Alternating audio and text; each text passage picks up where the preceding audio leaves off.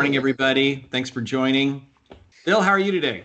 I'm really excited to share this message with you guys here today. I think it's such a critical one when I start to look back at it's really transformation, dude, in any area of your life. We're obviously putting it myopically on business today, but it's all about belief, conditioning, and how critical that is in any type of forward-facing progress that you ultimately want to have. So, like it's a new talk track for you guys. You guys are number 3 to be able to even get it. So I'm really pumped. So I can't wait to share it with you guys. Yeah, that's great. I think this is the 4th one that we've done together, Bill. And the thing that I immediately got from our brief chat was like we were talking about no strategy, no CRM, no SOI, no AM, PM business routine. Let's just talk about winning mindset, because I think this has great value for everybody.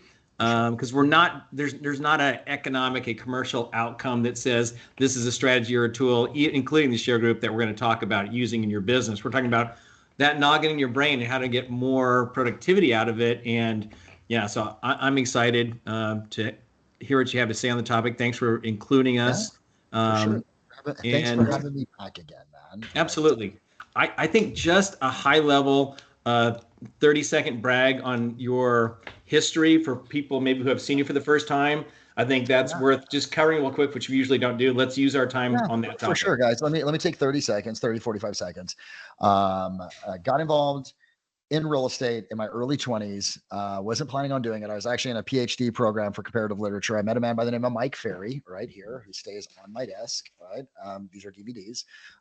He took me aside and said, "Hey, Pipes, man, I know you want to be a professor in college, like for comparative literature, but what if I taught you everything there is to know about real estate?" And that was my beginning.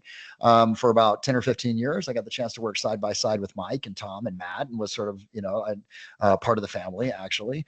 And that relationship on multiple levels ended, and I went over to Gary Keller, and I got the chance to spend some time with Keller. About 2011, I got introduced to a new technology. I saw real estate was shifting and changing from the old style that we were used to teach in the 90s and the early 2000s to more of a lead generative base, technology based. Was user number, I think, 36 for Boomtown, which was a CRM at the time. That was the definitive CRM to be able to drive leads. We launched that. Went to about 6 different locations when it was all said and done, and we're selling $70-80 million worth of real estate between those 5 real active locations and our 1 primary hub, or 4 active locations and plus our primary hub. And had a mortgage company about the same time as well too, called directlender.com. Sold off on that actually in 2007. All through the entire time I've been coaching, right? Whether I was coaching with Mike, or coaching with Maps, or coaching with Tom, or even coaching with John Cheplack, who I had about a year with. And every single time Tim, I was able, and this is, I think it's important, is when you meet someone, there's 2 opportunities. There's an opportunity to contribute, number 1. And I always look at that as how is it that I can contribute to this person's business, to their life, et cetera. And if you do that, there's an opportunity also that every single person can actually teach you a lesson, and contribute back to you, whether it's done by design or whether it's done by default. And so I've been very fortunate that what I learned from Mike and what I learned from Gary and Diana and Tony DeCello, what I learned from Chep, what I learned from Tom, like I've just like really brought all that in and said, this fits my values, this doesn't fit my value stack, and kept some. And so through that entire thing came a model out of it that I said, dude, I think an agent deserves to earn 7 figures, deserves to earn. And do they have to? Does that mean every single person has to? No. But if you're going to get to 500,000, dang it, get there faster. You know what I mean? And then get there. Once you're there, maintain it with less time spent, more time spent with family. And you guys have heard me say this. I think it's really important just in understanding how my mind works. I don't think the purpose of business is to make a lot of money. I think the purpose of a 7-figure business is to create the funds to live a 7-figure life. Your vacation, your debt load being reduced, the cars that you drive, the investments that you make, the people that you get the chance to contribute to if you do grow a team, et cetera. So like, you'll hear me reference that a lot, that, we grind, like guys, we grind it. My organization, we believe in old school grit. We believe that you should prospect, and we believe that you should follow a schedule and have skills. We also believe that you should you should be able to pour into the rest of your life with the funds that you earn. So that's pretty much it, man. 117,000 coaching sessions, 60,000 plus hours invested, over 500,000 to 600,000 people spoken to at events. So yeah, that's it. I know That there's is two. awesome. So Thank you for sharing that one more time. I appreciate it. yeah, you got it, man. And I think through that entire thing, and what we're going to talk about a little bit here today is this. There are now, this slide's going to be dated because we just had one person that we confirmed went over the $1 million mark. I'm going to share this. There's been 53 people that I personally coached, or my team has coached now, that have gone over the $1 million mark over the last couple of years. And one of the things that I'm committed to is helping people to recognize the clues that are necessary for that level of success. And like I said, whether you choose 500,000, 750, 250, $1 million, it really doesn't matter what it is. And I want you to write this down. What matters is that you're committed to excellence and greatness in your life. That you're committed to excellence and that you're committed to greatness in your life. And really the 7 figures is nothing more than just a measure. It's a measure of greatness. Just like body fat is a measure of nutrition, right? In many cases, or your blood work is a measure of nutrition, or your grades, if you're in school, is a measure of your commitment, right? Well, dollars in business is a measure of excellence and how you operate and greatness. So I went through and have spent literally, guys, the last 30 years. This is year number 31 of me being involved in the real estate space. And I codified and synthesized about it's 8 specific traits for someone who is $1 million earner. And I'll read these to you. You may want, please, I encourage you, write this down today, right? Like you really want to write this down because you want to be able to take a look at it. You want to really process it. The number one trait of people that earn $1 million in real estate and also run excellent businesses outside of real estate, like world-class organizations. We're going to dig in today as number one, they have a high level of belief, and they have a desire to win. They literally keep going when others stop because of that, right? So number one is a high level of belief and desire to win. Number two, they've developed world-class skills, which we've leaned into on previous calls of this, right? Okay. Number three, they maintain unwavering standards. So we got a high level of belief and desire to win. They've got a high level of skills, world-class skills. They maintain unwavering standards, which is what we worked on in terms of your schedule. We talked about this in previous calls. But Tim, it's been really fascinating to me that when I really get down to why certain people have a breakthrough in their business or other areas of their life, it really comes down to one word. And I think there's a buddy of mine, his name's Steve Powers. Steve Powers I think he still is a coach for Mike Ferry, and I've known Steve for years. Steve also coaches at an academy for lacrosse, right? Okay. And he's in Virginia. And if anyone is on the East Coast, I mean, lacrosse is big across the nation right now, but obviously in that Atlantic seaboard, it's enormous, just as big as football in many cases. And I was talking to Steve, and we were talking, this is years ago. And the conversation was around, because they put a lot of people into D1 schools, into Maryland, into Princeton, into like all of these really big schools for lacrosse. And I said, how do you know who's going to go forward in this? How do you know who's going to be able to go on and play in the next division? He goes, well, but what do you think it is? And I said, it's got to be their discipline. That's what I said. They've got to be more disciplined than others. The natural, he goes, it's normally people say discipline or skill, but here's the thing, and I want you to write this down. The people that go on to play in the next level are the ones that believe that they can. The people that go on to play at the next level are ultimately the ones that believe that they can. The people that cross 10, 7 figures are the ones that believe they're going to figure it out. They believe that they can. They believe that there's a model. They believe that if they use the model, it's going to work. And the ones that doubt, have fear, cynicism, resignation, are the ones that end up giving up, right? So I started years ago on this path in 2000, how old was I? 13 years old. So that was probably 1982, 83. Really looking at this pathway to success, believe it or not. That's when it all began. And as I look at it and I start to identify, I mean, look, whether you like Elon Musk or not, The dude's got insane belief. He believes we're going to Mars. He believes that he can actually cut the cost basis in the U.S. Of unnecessary government spending. Trump believed that he could get elected. You know what I mean? You can go through the Philadelphia Eagles believed that they were going to win the Super Bowl, right? And you could see it show up in their level of preparation. Now, I'm not taking anything away from the level of skill that you need to have or the level of discipline that you need to engage in. Those are critically important. But can you have skill and discipline and lack of belief and not succeed? Hell yes. And there's plenty of individuals out there that I can point to that I go, they had all the right skills, they were disciplined, but they just were missing that it factor, and that it factor was a level of belief. Now, the question you got to ask yourself is belief something that we're born with, or is it something that's developed? Well, here's what I would say to you. How many of you guys, and in the chat, you can tell me, how many of you guys ever been in a new relationship before with another like partner, like not with a dog or a cat, but a real live human being? So in the chat, how many of you guys just give me a yes that you've once upon a time in your life, you actually got involved in a relationship with somebody else, some other man, a man, a woman, whatever, right? Well, watch.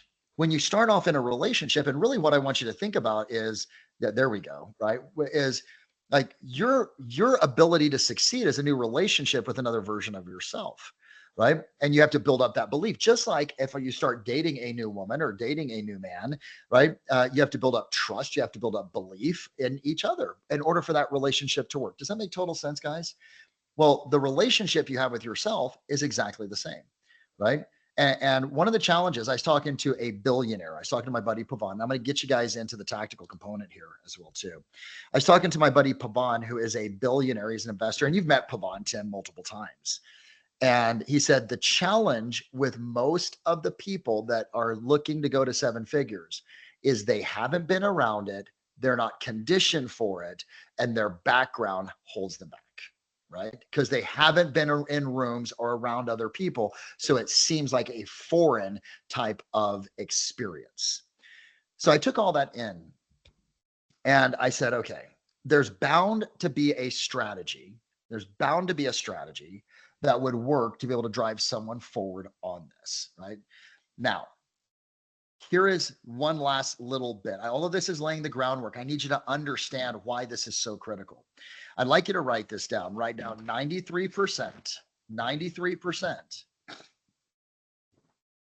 of every action you take, according to Harvard Medical School and their School of Psychology and Psychiatry.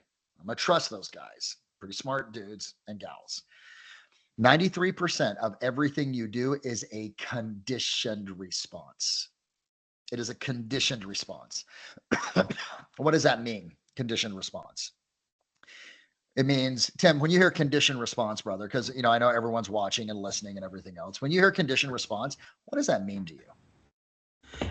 It means that to me, that most of 93% of the time that I'm in that situation, my response is going to be pre-programmed, automatic, consistent. You got it. That's exactly correct, right? And typically, where does that pre-programming, automation, where does that come from? It comes from the people that we grew up around, right? Okay. Yeah. Our aunts, our uncles, our mothers, our fathers, our pastors, our teachers, but primarily it's our family.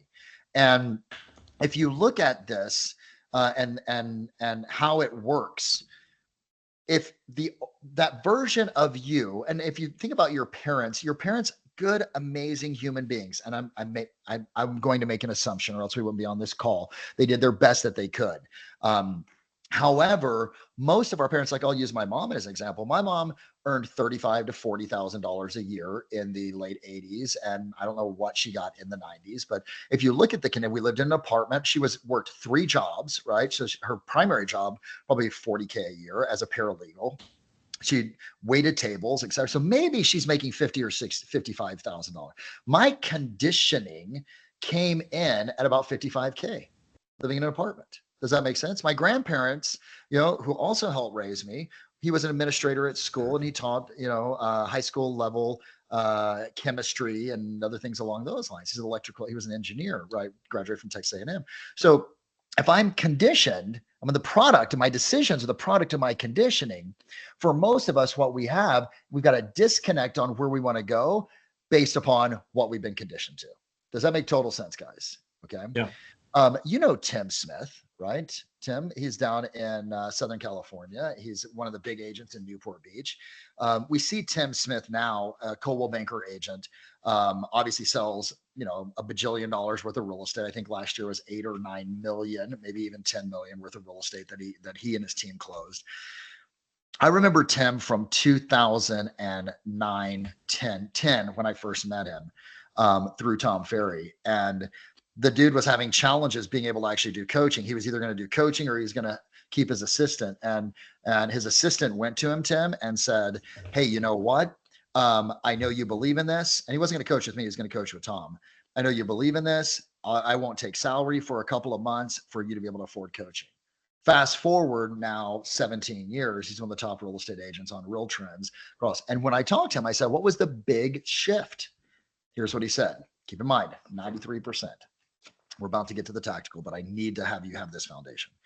He said 93. He goes, I had to reprogram myself to no longer be the poor Mormon boy from across the tracks. That's what he said. He said, when I did that, my belief went up.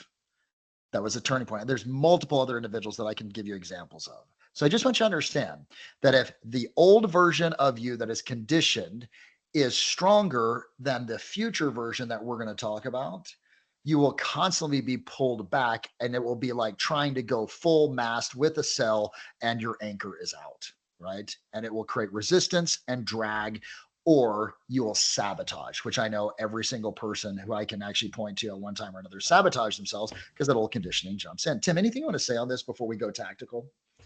Yeah, I think that where this shows up for me is self-talk in a competitive situation, right?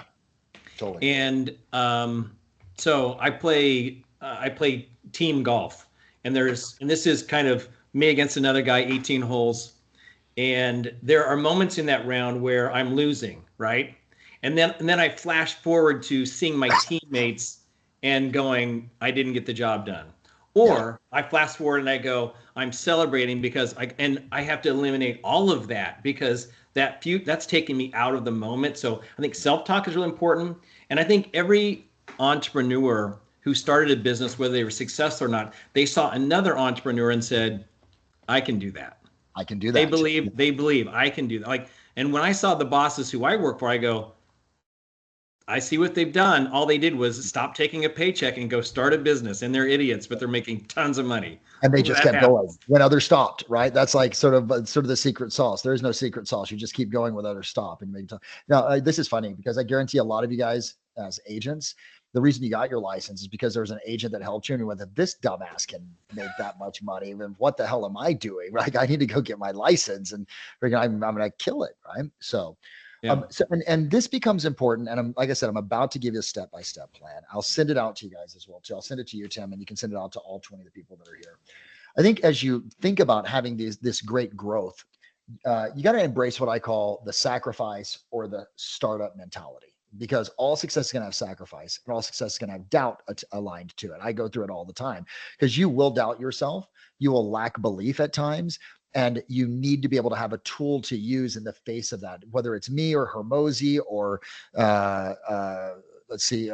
any of the Martel, any of us will tell you, like, being an entrepreneur, and you guys know this, is, probably 20% you think like you're failing, 70% or 75% you're in a state of dissatisfaction, and 5% of the time you're celebrating. And that celebration is short. So if you don't have a tool to keep yourself strong in belief, then you'll end up pausing, or you'll end up stopping, or you'll end up not pushing when it's right, when that gold vein is right there.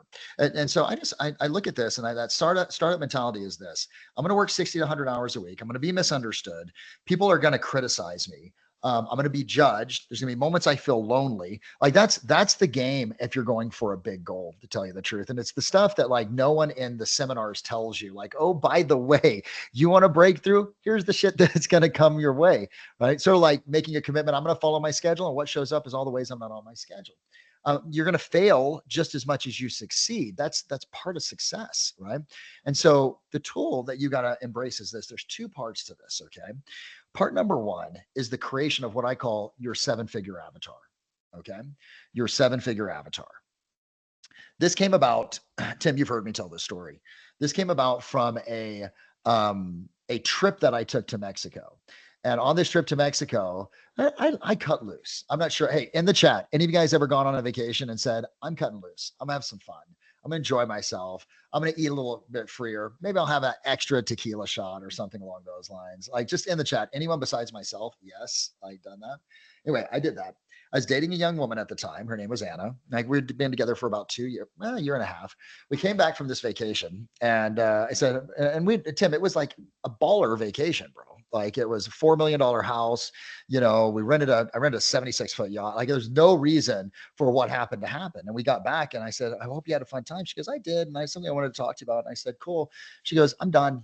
I go, are you done with the vacation? She's like, no, we're done. I'm like, what do you mean we're done? She goes, well, you talk about that you want to run this $25 million company because that's the goal of our company. The reason that's the goal is because at 25 million, we have enough clients that 8% of them per year will cross over the $1 million mark. And in 8 years, we'll have 1,000 people who have crossed over $1 million, which is our company goal, right? That's why we're here. That's our mission. And she said, when you're ready to start being that version of you, I'm all in. Until then, we're done. And I would love to tell you, like, I was like this, oh, thank you, Yoda, for teaching me this lesson. But I literally was like, what a jerk, right? I think the jerk started with a B in my mind, right? So, you know, I was not very happy until 72 hours went by. And I really thought about it. I went, yeah, she's being right. And she's accurate. And who I was is not like, that's someone that'll make a couple million, but that's not someone that has 25 million. Does that make sense? Okay. Like, we'll have a couple $1 million company. And he put me on this path to say, who is 25 mil Bill? And I created and I dug for like 2 weeks and I wrote down, right? And I came up with this person, this avatar of 25 mil Bill. He sits up right here. It says, what would 25 mil Bill do? I know you guys can't see it, but I look at that every single day. I use it to be able to make decisions. And for myself, there was about 7 or 8 questions I went through. You know, what does he do? What are his values? What are his habits? What are his rituals? What are his routines? What skills does he have? How is he in terms of creating rapport? How does he lead? Who is he as a father? Who is he as a spouse or significant other? So it wasn't just about the business. It was across the boards, guys. I came up with that list and I used it inside one of these composition books. And I looked at it every single day. Okay. Wake up in the morning. I drink my electrolytes and I would read that every morning. I did that for almost 6 months. Okay. 6 months. And as I did that for 6 months, I started noticing I was making different decisions. I was making decisions based upon that future self versus the 93% conditioned self. I literally, Cami, in situations with my team, and keep in mind, I have a very large team. I have like 9 or 10 coaches that work for me. We have about 15 support staff. So I have 2 leaders, 2 directors. I'm constantly having to make decisions, Tim, right? And I'll tell you, I can be a jerk sometimes, right? In the past. And I would lose if things weren't going the way that I wanted to, I would lose it a little bit until I started going, what would 25 mil Bill do? What would you do right now? And became a living person that I would turn to with my daughter and my son. What would 25 mil Bill do? As I'm sitting going, I want to buy the new Rolex. What would 25 mil Bill do? Because what part of what 25 mil Bill is fiscally responsible. And so those decisions that gave me the pause and gave me a litmus test to be able to make sure I'm making decisions. Because if I can put my focus, you can put your focus on who you're becoming, whatever the mind of man or woman can conceive or believe he or she can achieve. Now, I went, this works for me. Will it work for others? So now I've rolled this out to probably a couple of 100 individuals that are doing this as well too. And every single one of them is like now following the same program, which is they've created it. I put together 63 questions that you can vet this out with. I'll send it over to you, Tim, right? Okay. It's an entire workbook on how to be able to do this that talks about the science behind it. It talks about how we get shackled from it and the process to be able to do this. Do you want to name him or her? Yes. Right. Okay. Do you want to be able to go through and identify 10 to 15 to 20? For me, I've got 25 different characteristics of this person. Now, here's where it got really fun, Tim. Okay. I had one of my clients come to me. Remember, everyone that you come across is going to be your teacher in one way, shape, form, or another. Marcus Van Zant, he's the number one or number two Zillow Flex team in the nation, in Zillow, for their conversion and their Zillow home loans, all the metrics. His wife was at the event with us in Nashville. She came back and she said, I did something different. I said, what'd you do? She goes, I went to Chat GPT, and it made me start to think, oh, Chat GPT. So I uploaded from my work, from my little composition book to Chat GPT. I said, here's the characteristics. Can you expand on it? Chat GPT gave me characteristic, a little bit about it. I tweaked it. Now, not only do I have my 25 characteristics, I have like a narrative about it. And I did. So first you create the list using the questions and who you think you need to become, right? And number two, then you go into Chat GPT and say, cool, expand on this. That's step number two. Then step number three, I believe in affirmations. I believe language creates reality. I then, Tim, took the 25 steps, 25 parts and components of 25 mil bill. I said, create some affirmations for me. And then it created a series of affirmations that I use every single morning, navigating off my old affirmations to the new ones, affirming. So now, and then I said, okay, now watch this. This is where Marcus Van Zant's wife she was just a beast and helped me out. I said, create the schedule minus this block that I have for coaching of what this person their schedule would look like. And then it spit out to me from 5 a.m. till 9 p.m., both family, personal, and everything else, what my schedule is. I now have 100% clarity on who that person is, how he navigates, but like family, physical, spiritual, mental, financial, social, career, and contribution, what his schedule is. And I affirm it every day. And I visualize that in the morning. That's step number one. Until that future version of yourself and that future is clear, you will actually sabotage and not do all the shit. That's why you're not prospecting in the way that you need to, right? Because you don't believe that prospecting is going to lead to it. It's not why you're not following the schedule. It's because there's a lack of belief. And this lack of belief is not in the system. It's in yourself. Can I do it? Will it work for me? Will I be the only one that screws it up? I promise you, I've seen it with thousands of countless people. Now that's number one. Tim, anything you want to say on that, man? It's like literally one of the most important exercises. I love this. So yeah. So I'm looking forward to getting the tools back from you on that. And I have a tremendously supportive wife of 28 years. And so when I want to do something new, as long as there's value and merit behind it, she's very supportive, right? So at some point in time, the people who notice you doing different things are either going to go, man, what are you doing? Like, I'm used to you being here and not there. So how do you deal with that? Because people are watching and observing and sometimes not supportive and sometimes supportive. So I'll share that with you. And it was actually a conversation. If you guys haven't followed or don't follow, his name's Alex Hermosi. You're missing out. He's a pretty dynamic individual. H-E-R A-L-E-X Hermosi, H-U-R-M-O-Z-I. Okay. I'll throw the link up. Yeah, throw the link up. He's brilliant. Follow him on Instagram. Really respect the guy. I've had multiple conversations with him. Conversation I had with him, we're talking about friendships, this exact conversation, Tim. And it came up that I said, how many really close friends do you have? And he said, I have 5. I said, you got 5? I go, okay. He goes, yeah. He's like, those are close people whose opinion matters to me and who are on the path with me. And he goes, and here's the interesting thing, Bill. Ask me how many of them I've known longer than 10 years. I said, I don't know, 1 or 2. He goes, none of them. Yeah. He said, none of them. Now, it doesn't mean that he's not friendly, amicable for the people that are in those other spheres, right? But for the people that are close that you put attention and intention towards, right? It's typically 5 or 6. And the friends you have today, your close friends you have today, if you're growing, if you're scaling, if you're expanding and transforming, there's a good probability that you're going to shed some of them as you begin to go to the next level. Not because they're bad, just because your success will have them feel uncomfortable, right? Okay. And so B equals P plus C. Your behavior is a function of the people that you're around plus the environment that you're part of. B equals P plus C, one of the most important equations. So it's okay as you grow to shed. It doesn't mean you're a jerk to them and you call them and go, you're out, you're fired, right? No, it's just you'll naturally spend less and less time with them because the commonalities begin to change. And when there's a lack of commonalities, either two things happen. You'll notice yourself getting pulled back to stupid stuff that you do or stuff that is not aligned. Let me say that's not stupid. It's just not aligned with that future version. Okay. So, in fact, and I'll also send to you, Tim, to all of you guys, if you want it, right? I'll send to you all my work that I did. Like it'll have my 25 mil bill. It'll have the affirmations. I'm willing to have full transparency and show you guys everything that's on there, right? So, so that you guys have an ability to be able to actually look at that and you can see the work that's actually gone into it as well too. Now, here's the second piece. This helps us have clarity on who we are becoming.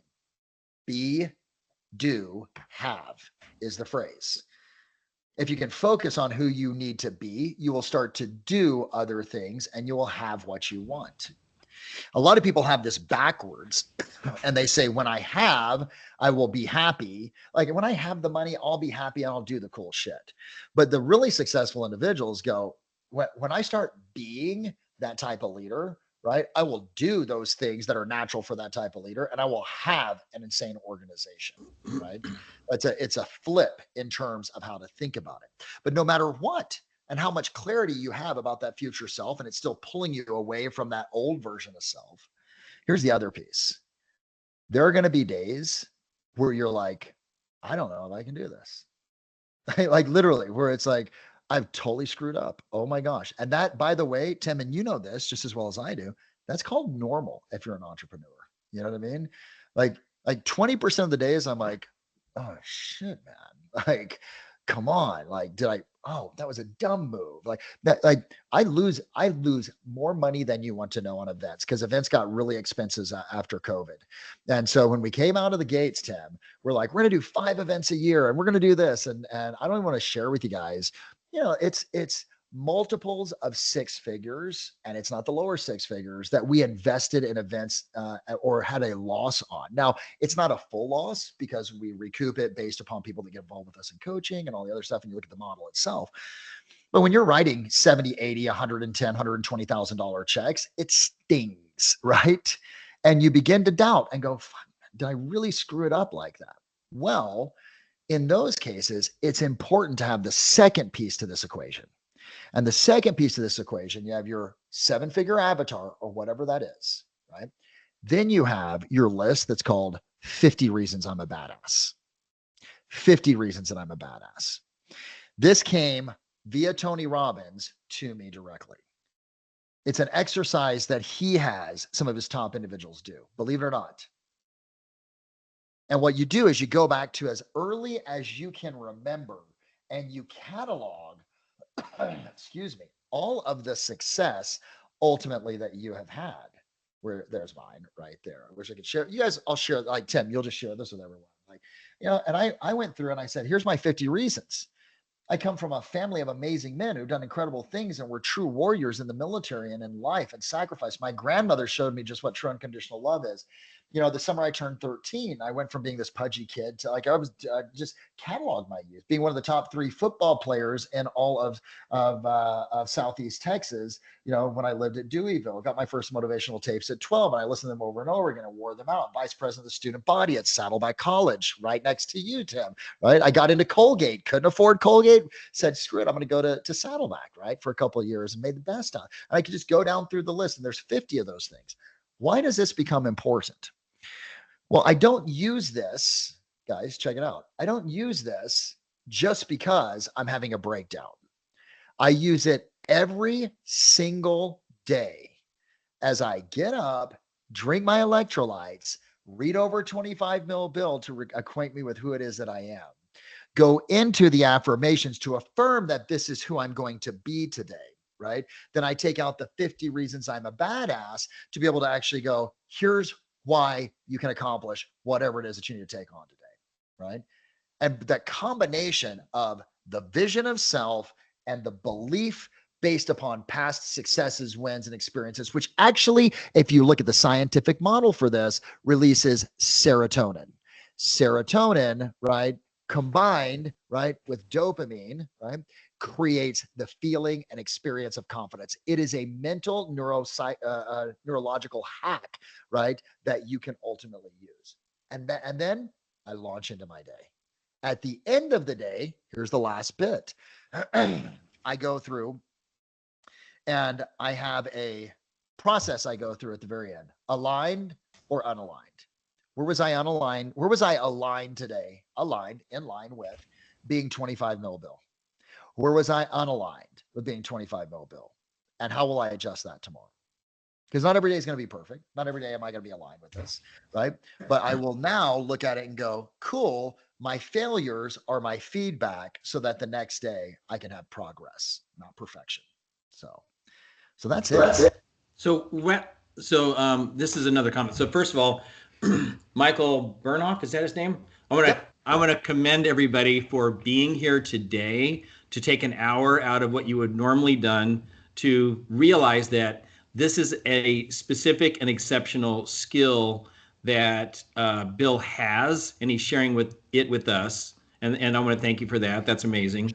Sure. We had 16 people, and only one has dropped, which means we have a lot of people that are diving in and getting it. But if you talk about the avatar, the affirmation, the badass, would you want to do a session, a paid session where you go through that and we do it together? Is that something that would make sense? Or you want to do a how-to video and just send it to us? Because I'd like to go from the idea to the implementation, if we could too. I have the entire, it's an entire workbook to go through this. Okay. So it's hours and hours. Okay. Got it. Step by step on how to be able to do it.